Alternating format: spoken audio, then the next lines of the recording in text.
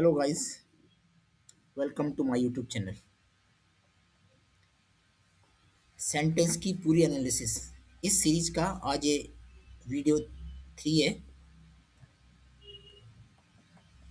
तो जैसा कि आप जानते हैं कि इस सीरीज में हम एक कॉम्प्लेक्स या एक बड़ा सेंटेंस लेते हैं और उस सेंटेंस में आने वाले सारे ग्रामर स्ट्रक्चर को देखते हैं, समझते हैं और इस तरह हम एक सेंटेंस के थ्रू ग्रामर को अच्छे से सीखने की कोशिश करते हैं। तो आइए दोस्तों, शुरू करते हैं।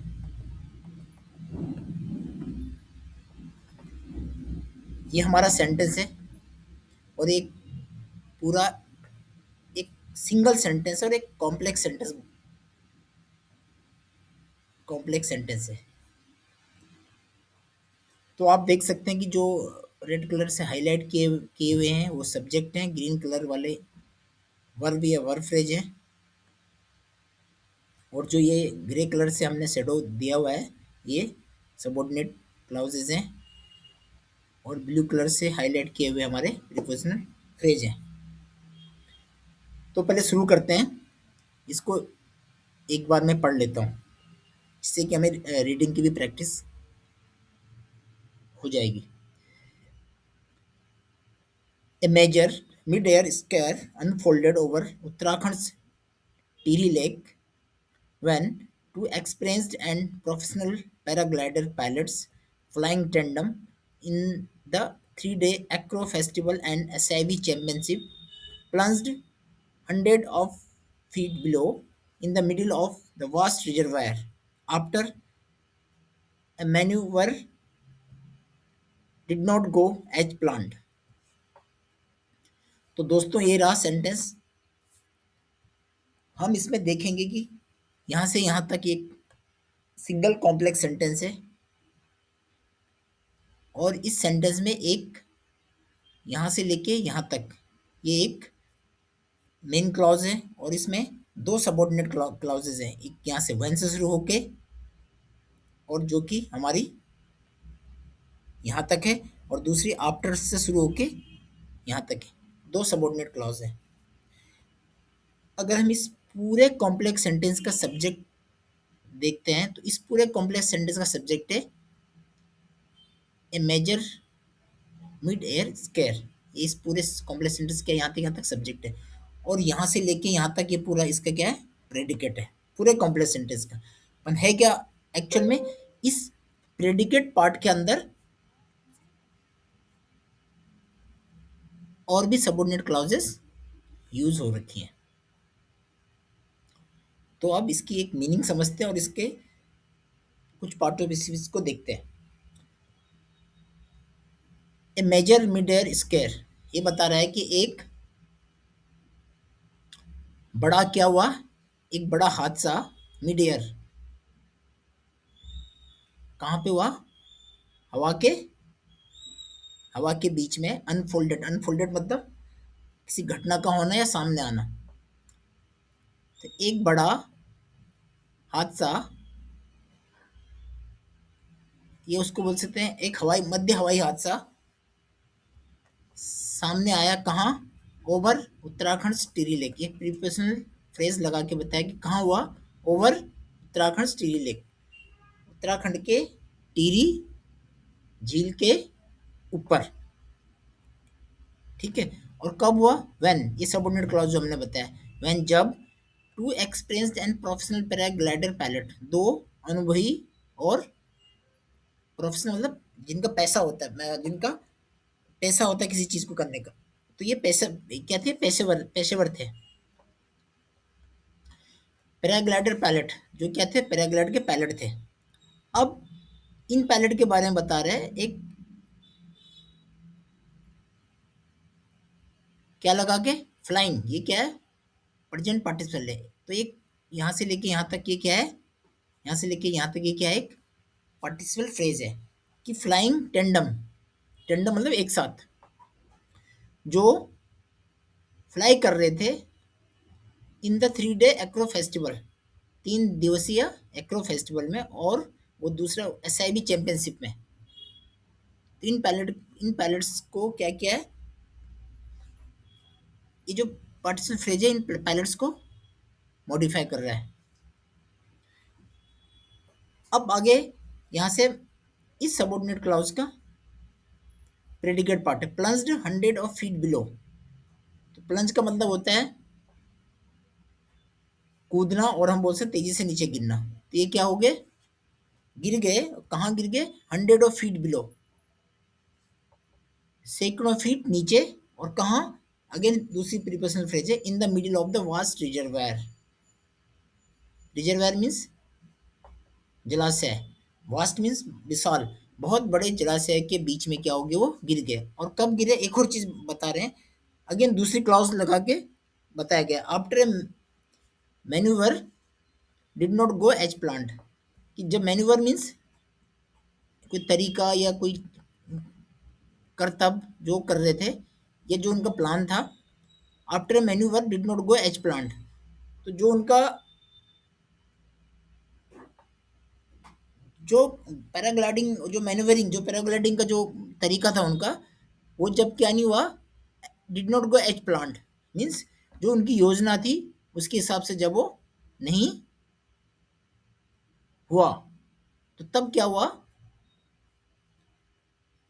तब वो प्लंज हो गए, मीन्स नीचे गिर गए। तो इस एडवर्ब क्लॉज से हमने ये प्लंज इसको मॉडिफाई कर रही है, और जो पहली वाली एडवर्ब क्लॉज थी वो अनफोल्ड वर्ब को क्या कर रही है, मॉडिफाई कर रही है। तो इस तरह हमने इसकी एक एक सेंटेंस की मीनिंग को समझा, पर अब हम डिटेल में इसका ग्रामेटिकल स्ट्रक्चर को डिटेल में समझते हैं।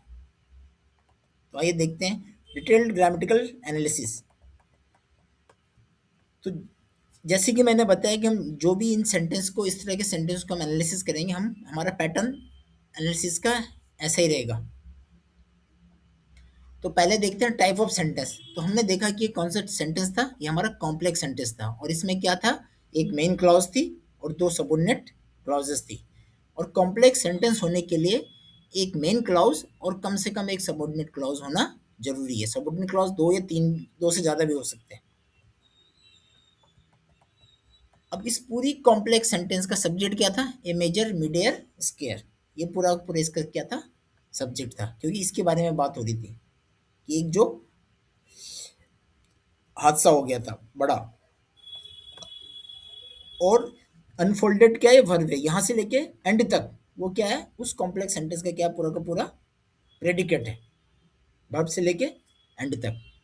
और इस प्रेडिकेट के अंदर बाकी फिर बाकी क्लॉजेस यूज हो रखी हैं, सबऑर्डिनेट क्लॉज यूज हो रखी हैं। तो ये तो था पूरा कॉम्प्लेक्स सेंटेंस का सब्जेक्ट और प्रेडिकेट। पर अब हम देखते हैं कि मेन क्लॉज और सबऑर्डिनेट क्लॉज इसमें कौन कौन सी है।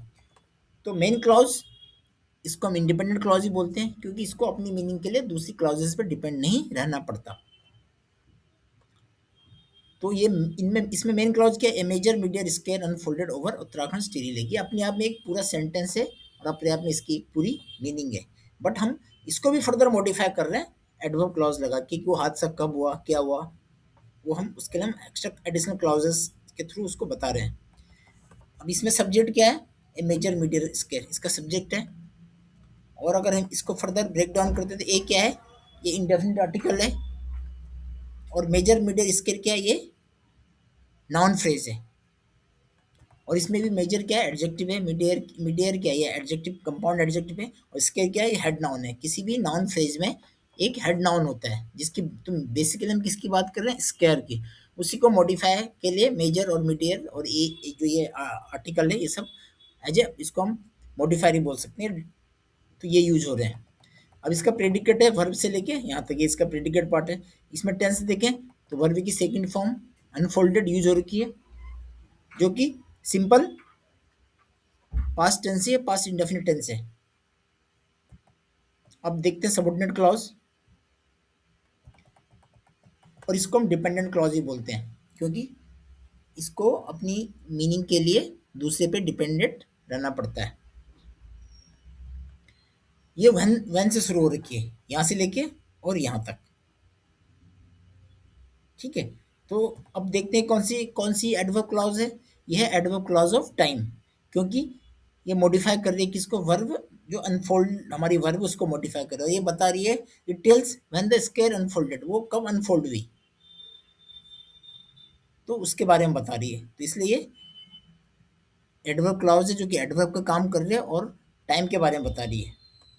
कंजक्शन, किसी भी जो भी हमारी सबऑर्डिनेट क्लॉज होती है कंजक्शन से शुरू, किसी कंजक्शन शुरू होती है तो ये व्हेन से शुरू हो रखी है, और उसके बाद प्लस सब्जेक्ट वर्ब और प्लस फिर जो भी हमारे ऑब्जेक्ट, ऐसे एक क्लॉज बनती है। इसमें tense again past indefinite tense use हुआ है। और इसमें आप एक और नई चीज़ है, एक और आप कुछ देखेंगे और नया कुछ देखेंगे जो कि प्रेजेंट पार्टिसिपल फ्रेज, इसमें प्रेजेंट पार्टिसिपल फ्रेजेस का भी यूज हो रखा है। तो कौन सा है वो यहाँ से देखिए, ये देखते हैं हम यहाँ से। Flying tandem in the 3 day acro festival and SIB championship. तो ये हमारा एक पार्टिसिपल फ्रेज है, क्योंकि ये प्रेजेंट पार्टिसिपल शुरू हो रहा है तो हम इसको प्रेजेंट पार्टिसिपल फ्रेज बोलेंगे। और प्रेजेंट पार्टिसिपल फ्रेज ये क्या करता है, ये एडवर्ब या एडजेक्टिव का काम करता है सेंटेंस में। इसमें flying V1 plus I N G, ये प्रेजेंट पार्टिसिपल है, टेंडम एडवर्ब है, और ये क्या मॉडिफाई कर रहा है, ये मॉडिफाई कर रहा है पैराग्लाइड पैलेट्स को। ये बता रहा है कि describes what kind of pilots, कि जो फ्लाई कर रहे थे टेंडम में, और कहाँ कर रहे थे, इन 3 day acro festival SIB championship. तो ये उनके बारे में बता रहे हैं। तो ये नॉन फाइनाइट वर्ब है, जो ये प्रेजेंट पार्टिसिपल यूज हो रखा है यहाँ पे। अब देखते हैं सबऑर्डिनेट क्लॉज डिपेंडेंट क्लॉज। जो दूसरी सबऑर्डिनेट क्लॉज है वो है after a manoeuvre did not go as planned. तो आप इसमें देखेंगे ये भी अगेन आफ्टर क्या है, कंजक्शन है। ए मैन्यूवर ये क्या है, सब्जेक्ट है। डिड नॉट गो ये आपका वर्ब, वर्ब फ्रेज है। ये आगे कंप्लीमेंट है। आप यहाँ देखेंगे ये कौन से सबऑर्डिनेट क्लॉज है, again adverb clause of time है। It modifies the verb plunged, और which shows circumstances leading to the plunge, कि किन परिस्थिति में क्या हुआ, वो प्लंज हुए उसके बारे में बता रहा है, कैसे प्लंज हुए, ये कब प्लंज हुए ना, ये भी टाइम के बारे में बता रहा है कि जब उनका जो मैन्यूवर था वो क्या हुआ, एज प्लान्ड नहीं गया। अगेन इसमें कंजक्शन क्या है, आफ्टर है, टेंस क्या है, अगेन पास्ट इंडेफिनिट, और एज प्लान्ड क्या है, ये एडवर्बियल फ्रेज है। अब हम इसमें इस सेंटेंस में आने वाले प्रीपोजिशनल फ्रेज देखते हैं, और ये क्या होते हैं, वर्क्स एज ए एडजेक्टिव और adverb, and we call them as adjectival prepositional phrase और एडवर्बियल प्रीपोजिशनल फ्रेज। जब वो एडजेक्टिव की तरह यूज होते हैं तो एडजेक्टिवल, और जब वो एडवर्ब की तरह यूज होते हैं तो एडवर्बियल। तो इसमें ओवर ये क्या है, प्रीपोजिशन है, फॉलोड बाय उत्तराखंड स्टीरी लेक, ये क्या है, उसका ऑब्जेक्ट पार्ट है।